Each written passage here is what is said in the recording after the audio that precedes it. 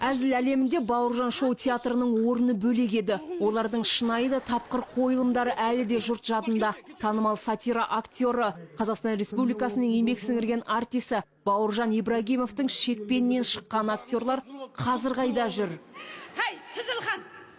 Үндемей жүріп, сызып жүрекесің ғой,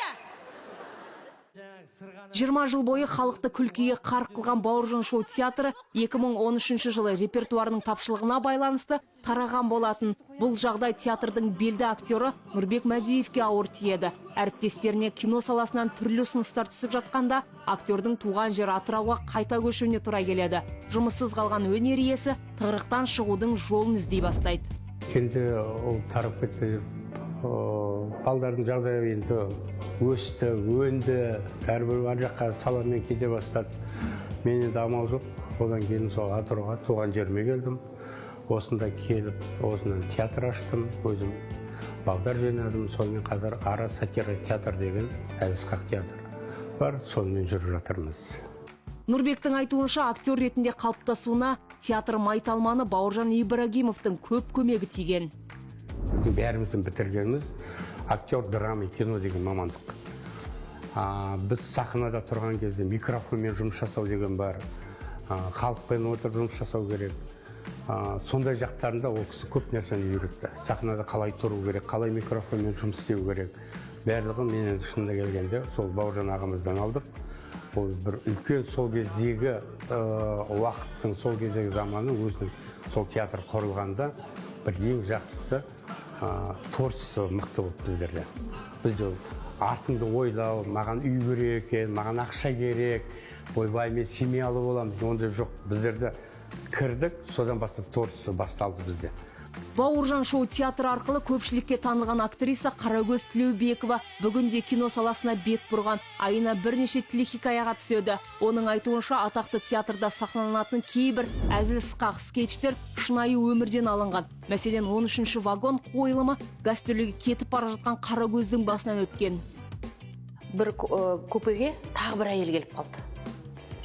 Бір местаға 2 билет сатып жіберген ғой. Содан кейін біз группамен келатымыз, үндемейміз, балалар ан жақта етіп отыр. Балалар шығады, ей, сендер қыз баласындар ғой, ана әйелмен ұрыссаңдаршы дейді. Біз анар қарап қоямыз, біз ұрыспаймыз дейміз, біз айтамыз деп қоямыз. Сөйтіп жаңағыда әйел келіп, сендер білесіңдер ма, мен кімсің? Енді ана жерде мінезін сұмдық көрсетті. Мен білесіңдер ма, мен кіммін? Мен министрдің қарындасым дегендей қылып сондай бір сөздер айтты. Правотектер соға ол кісіге басқа орын тауып берді. Содан шыққан бір үлкен 13-й вагонда келатқанбыз. 13-й вагон деген бір дүние шықты. Не? Папа алды. Не, рендемеңді маған не, балат берсең, бай. Сен бекіре қойшы. Ой, сен тым ғой, қатты сен қалам мен сен. Сол oldu ben. Менің осы бақыт болып қалыптасуыма негізін қалаған осы Бауыржан шоу театр. Мен осы театрда, осы өнердегі менің қалай айтсам екен, осы қалыптасуыма үлкен әсерін берді. Біз осы үлкен мектеп болды. Мен мысалға қазір сол театрдан, сол бір мектептен өткеннен кейін еш нәрседен қорықпаймын. Енді мен айтайын дегенім бала қыз өсіп қалды. Немерелер өсіп қалды. Енді екеуміз өстіп итінен мұшық сияқты болмай, екі ярты қосылып бір бүтін болайық.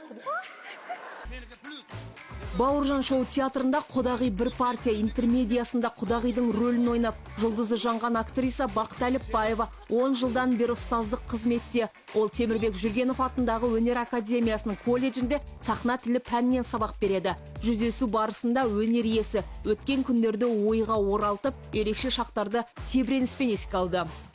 Маған Бауыржан аға хабарласпады. Маған біздің өзіміздің Алмат пен Нұржан айтты. Маған осындай бізге қыз бала керек, сен кел деп. Сонан кейін мен келдім. Бауыржан аға көрді, бір-екі ауыз сұрақ қойды. Болды, сонымен қабылдандың деді. Сөйтіп қабылданып кеттім. Бүгінде Бауыржан шоу театрының актерлары мен актрисалары өнерден өз жолын тапқан. Ал әйгілі әзіл-сықақ отауы қазір сахнада жүрген бір қатар қуатты буынның қалыптасуына ықпал еткені сөзсіз.